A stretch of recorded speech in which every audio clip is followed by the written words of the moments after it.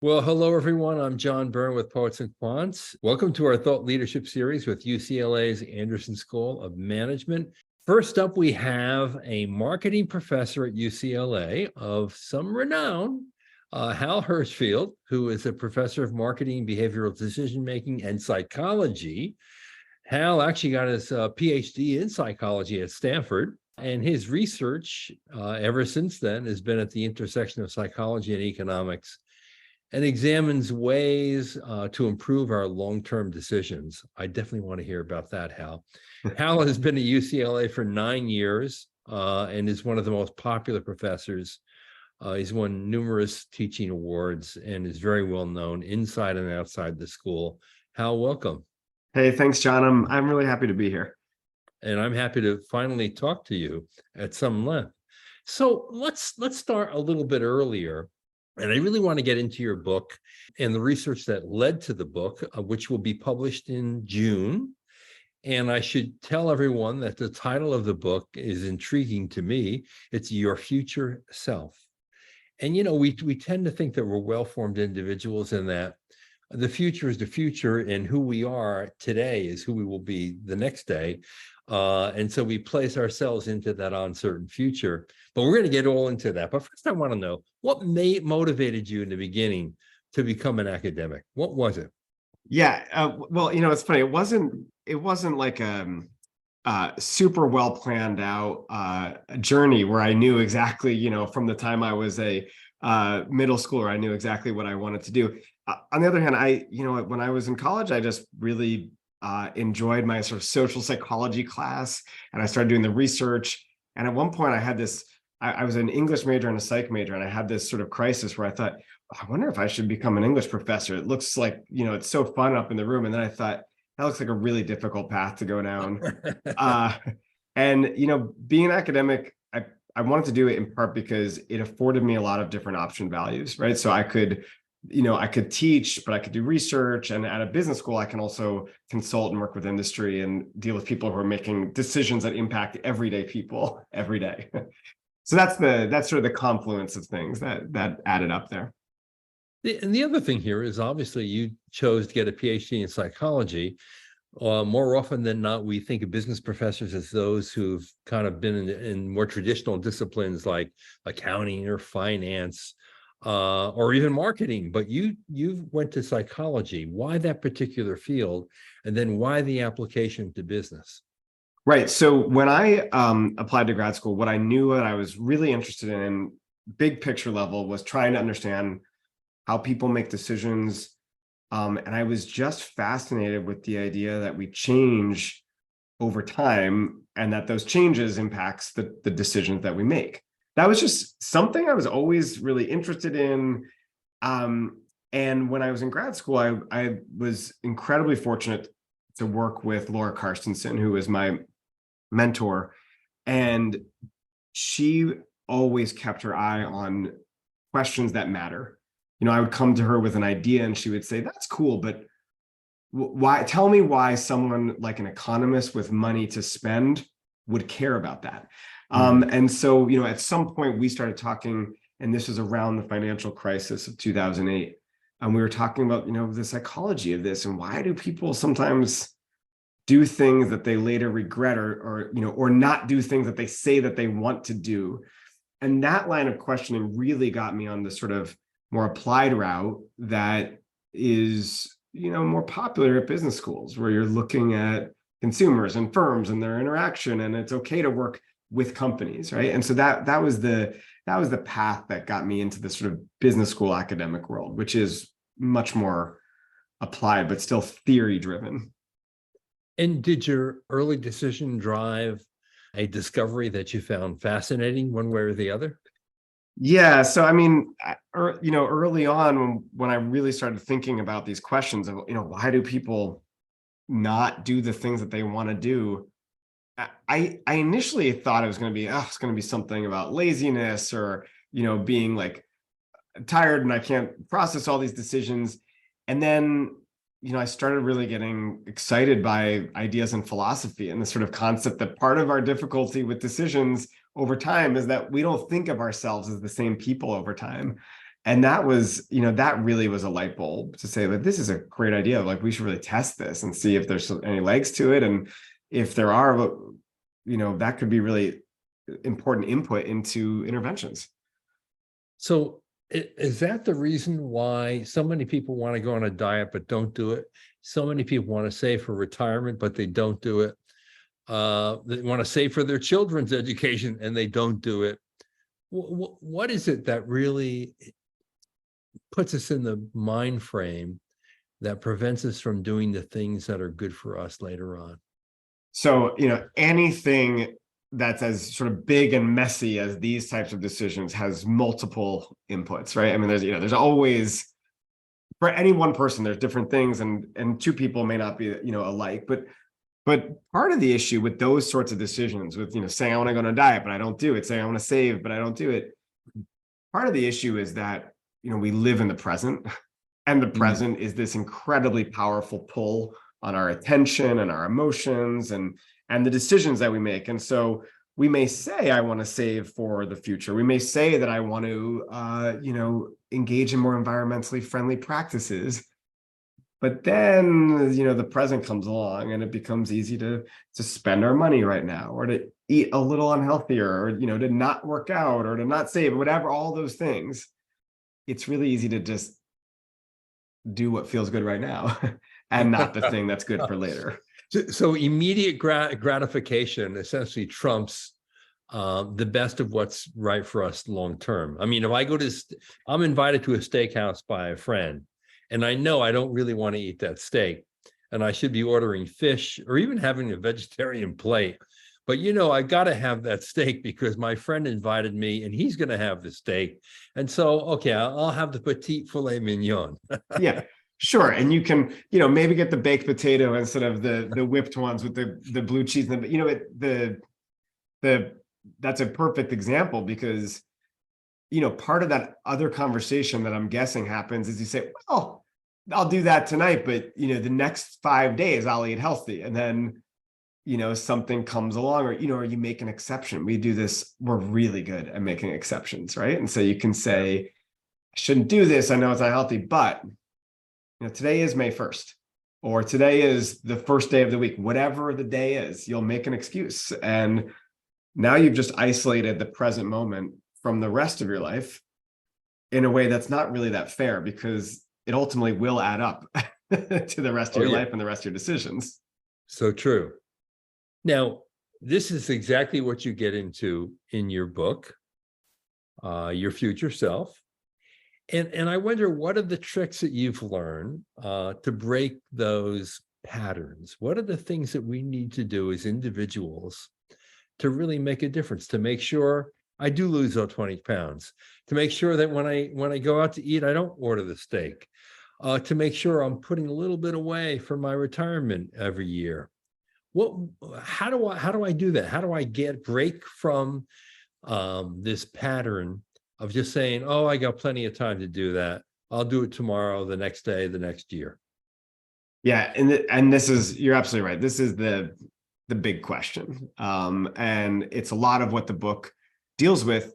So I lay out a number of different strategies that research has suggested works.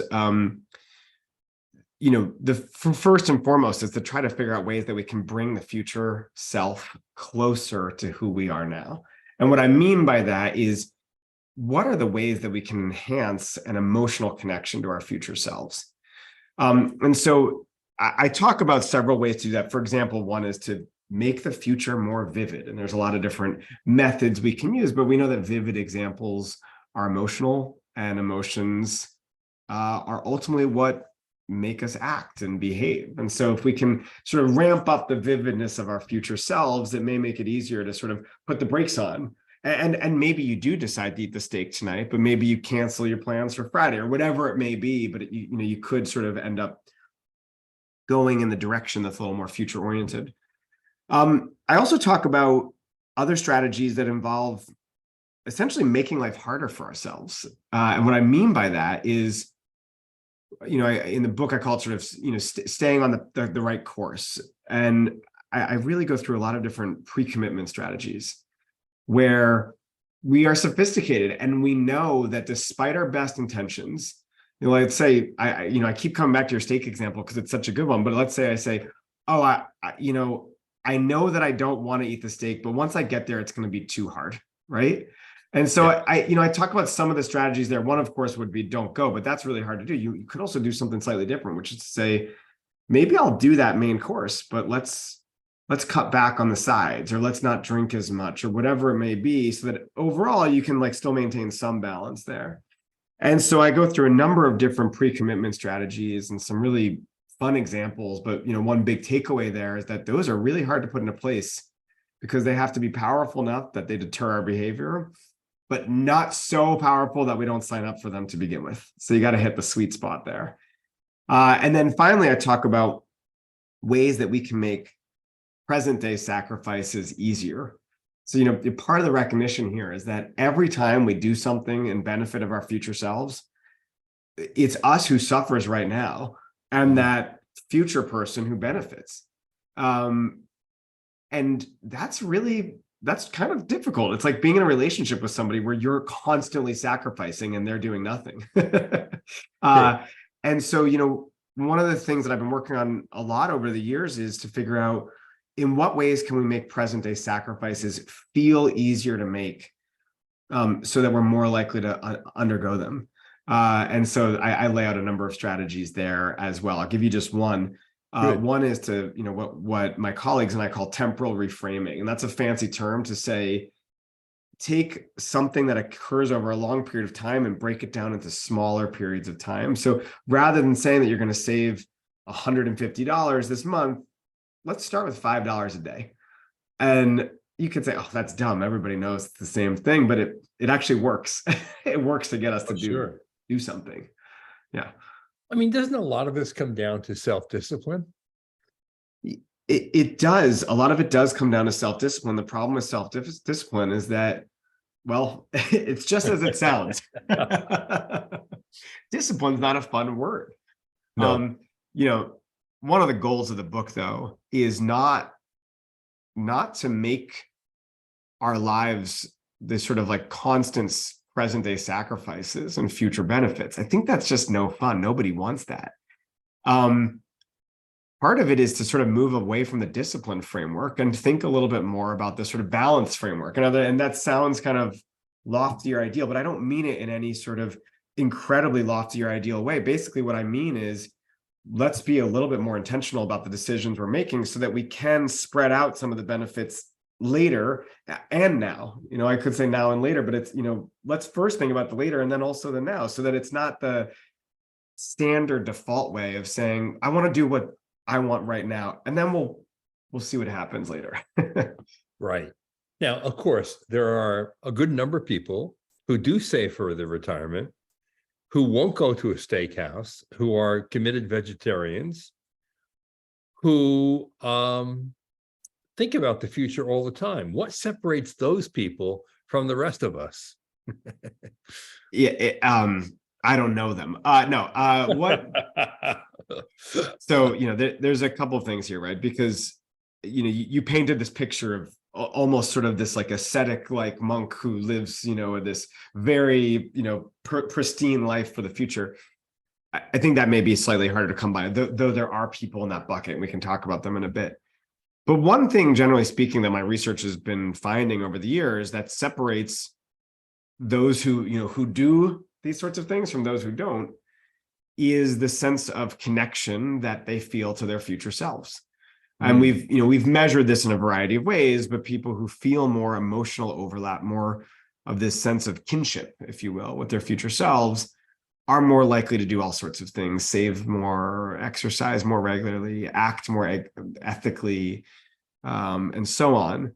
But I want to note that doesn't mean that they do that all the time, and there also may be some drawbacks from always acting in service of your future self, and that's another thing I think that's worth considering. I wonder how much a positive personality helps, and I'll tell you why. And all the people I've interviewed who are in major leadership positions, one constant trait that I have discovered is a very positive outlook on life. And if you have a positive outlook on life, you do think about the future naturally because you think you're going to be there and you want to be there in a meaningful way. And so I wonder if someone has a positive attitude, how that plays in your research. It's a great question. So, one of my research projects does, we account for optimism. In other words, let's see, is it just this, or is it something else? And, one thing we find is that it's not that these sort of relationships with our future selves can only be explained by that. If you were to take two people who have the same amount of optimism about the future, but one is more connected to their future self and one is less so, you find that future self connection matters. But to your question, and I have to speculate here because we haven't done a direct project on this, I think it's a really great point, and it's suggestive of the idea that we need to be able to have at least enough of a positive outlook to see ourselves in that scene in the future. If we're incredibly pessimistic, or we have no examples in our own lives of someone living 5 years more, 10 years more, whatever it may be, it might be really difficult to envision our future, especially if it's one that we're not even sure will exist. Yeah, exactly. Now, Hal, do you try this stuff off on your wife? You have to be really careful what research you bring home, right? I try it on my kids, and that's they may be too little, though. And what kind of reception do you get from your kids about this? Because I think for kids, it's especially true. Yeah, and it's harder to think about the future. And in some ways, when you even think back on your own, formative years, you're so present at that time that it was almost scary to think about the future, to be honest. Yeah, so this is a rich question. There's a couple of things going on here. So, one with the kids, well, look, my son's 3, so I think he's a little too young. But I'll say, are you sure you want to slam your fire truck down? Like, I think you'll feel upset about it afterwards. And he sort of looked at me quizzically and still slammed it down. Yeah, my daughter, you're reminding him of the consequence. Yes, exactly. Yeah, which is fantastic.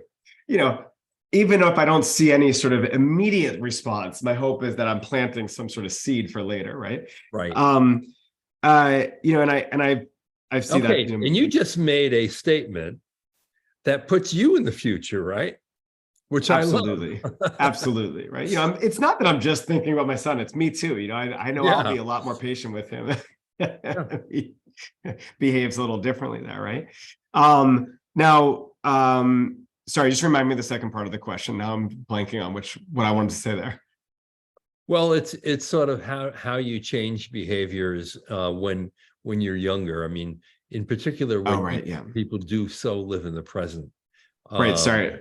Yeah. I got wrapped up in thinking about my own kids. You're absolutely right. But part of what I think you mentioned was it can be scary to think that far ahead. Especially when the world seems really uncertain around us. I mean, I think even obviously right now is a very different period of time than when I was in grad school or when I was in college. And I think in many different respects, it's considerably more uncertain and more scary. One thing that I grapple with in the book is the sort of, without sounding like too fancy about it, the sort of inherent unknowability about the future. Even if we're in a certain time, we still don't know what the future will bring, and we also still don't know how we will change with the future. True. And those things are scary. That said, I think what we can do is plan, but plan with flexibility. I have a part of the book where I interviewed an incredibly interesting palliative care doctor, BJ Miller, in San Francisco, who deals with people as they make plans for the end of their lives. And one of the questions I'd asked him was, who does the worst? And he said, people who are rigid. because I would have thought, I initially thought, oh, people who don't make a plan. And it's almost people who make a plan with no ability to sort of shift gears and no ability to sort of think through how things could be different. He said, there's the classic saying, I think it's, man plans and God laughs. Right. And he said, but of course, we still plan. And the best plans are the ones that acknowledge the flexibility and acknowledge the changes and move the plans as our lives shift and ebb and flow in ways that we could never have predicted. And as challenging as it is for an individual to actually think about the future and to factor the future into their current decision making, think about how complex it is for a society to do that. And I think the best example is climate change and the world's unwillingness to make the natural sacrifices that need to be made to avert a total disaster. We can't seem to get there. We can't seem to get out of our own way as a society. I wonder if in your book there's any glimmer of hope that the masses, society, countries can change and think about the future in a way that they're not and haven't. One of my research heroes, Dan Gilbert, has a line where he said, if aliens if they really wanted to take over the earth, they would invent climate change. Because it's a perfect, slow moving catastrophe that requires us to think not just about the future, but the very distant future. And even though it deals with these exact issues on a societal level, still at the core, we have individuals making decisions, whether it's sort of individual homeowners and citizens and apartment dwellers, or if we're talking about policymakers. I'm ultimately hopeful and optimistic in part because I think dispositionally, that's the strain that runs through me, and that's why I really like this sort of research, because it suggests that there's malleability and there is change in the future. But what gives me pause is that retirement decision making is incredibly difficult. And there we're talking about, one individual decision maker, maybe with a family, over a 20 to 40 year period or whatever it might be, 10-year period. And that's really hard. So then multiply that by I don't know what, and it adds up to climate change, right? And so, part of what I think the really next frontier, the current frontier of behavioral science is trying to figure out what sort of menu of interventions work, and recognizing that different things work for different segments of people. And we need to sort of tackle these issues from sort of like a, subsection type of way. There's all different components here that we need to work on. But you said it's really hard. Yeah. And Hal, I'm thinking that the inspiration for the book and the inspiration for much of your research over the past 10 years came out of your years of study as a PhD student at Stanford. Because I noted in your biography that you, in fact, started working on this the very earliest days while in your PhD program. Yeah, that's right. I was probably 2007, 2008 where I really started this. Yeah, I guess it was right around then. And, psychology programs really talk about sort of programs of research. Business schools, you get to do a bunch of different projects. Sometimes they add up, sometimes they're sort of one-offs. I was taught more in the sort of programmatic way. And so I have really enjoyed thinking about the way that people consider their future selves and all that means. And so it's something that I've continued to do all these years, in part because I love it, but also because the need is still there. It may not be the financial crisis anymore, but it's sort of the next thing that requires these trade-offs between now and later. Exactly. How does the research that you've done influence the teaching that you do? Yeah, so I teach the core marketing class to the MBAs and the fully employed MBAs and the executive MBAs. And core marketing is all about figuring out, what it is that people want, how we can communicate those benefits to them, translate them to products, et cetera. But so much of the world of marketing, the sort of industry world of marketing, is about making decisions that will matter right now, that will show some bottom line improvement, and so on and so on. And Yeah, the beer commercial that makes you want to go up to a bar and buy a beer, or in the years past, the cigarette commercial that made you go out and buy a pack of cigarettes and smoke. absolutely. Well, it's funny because there's that sort of short-termism in terms of the products itself. And then there's also short-termism in terms of the strategies that different companies employ because they need to show some results now. So, one thing that shows up in a lot of my teaching related to my research is trying to get my students focused on how the products that they're marketing, how the messages that they're putting out there, and how their business decisions will impact consumers and the firm now, but also later. You sometimes see these short-term wins that really come back to bite you later. And Yes. Everybody knows that concept. That's not a brand new concept, but it's something that people, I think, systematically underthink and systematically really fail to give the weight to that they really need to. I mean, in a way, this comes back to the balance that you're speaking about in relationship to your book and thinking about the future, because even in an advertisement, for example, there should be probably the need to increase sales, but also the need to build brand equity over the long term. It's not one or the other, it shouldn't be. So that you are, in fact, thinking about the future, and you're thinking about growth in the future. You're not thinking about, okay, over the next 2 or 3 days, they're going to go and buy an extra bag of Frito-Lays or whatever.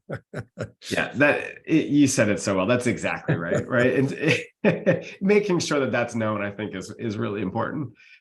What lessons have you taken for your personal life from your research in the book? Yeah, it's something I think about all the time, right? I mean, I'm sure you're familiar with the concept of me search, and we all study these things that matter in our own lives. And to some extent, of course, I have been focused on how can I maximize my saving for the future, et cetera. But that is, that's really such a small part of it, because a lot of it for me has also been focused on doing things now that I will look back on and appreciate and not regret. And so, specifically, lately that's played out in terms of the relationships I have with my kids. Yeah. And it's just so easy to do things that I sort of later say, I wish I'd been more present. I wish I hadn't been using my phone. I wish I had, been more patient. And believe me, I still mess up. I still do those things, right? But I'm trying more and more to sort of say, in 5 to 10, 15 years, when they're not around as much, when they're off doing their own thing, will I look back on this period of time and say, I'm really glad I was, doing what I was doing? And the answer is not always yes. So, It will definitely be yes. There's no doubt about that. In fact, I was just watching a Fleetwood Mac documentary, and someone asked Mick Fleetwood, okay, what do you regret? And he said, not spending enough time and attention on my children. Yeah. Yeah. I believe it. And that goes fast. That goes really fast. Yeah. It seems like that already. Hal, a real pleasure. Thank you for joining us and sharing your insights, and congratulations on the book. It sounds really marvelous, and you've gotten great endorsements from some really cool people. I've read those endorsements on the book jacket, and they are sensational. Hey, thanks, John. It was really fun to talk with you. I appreciate you having me on. All right. So, Your Future Self. Book is coming out June 6th from Little Brown, and it is a fascinating read.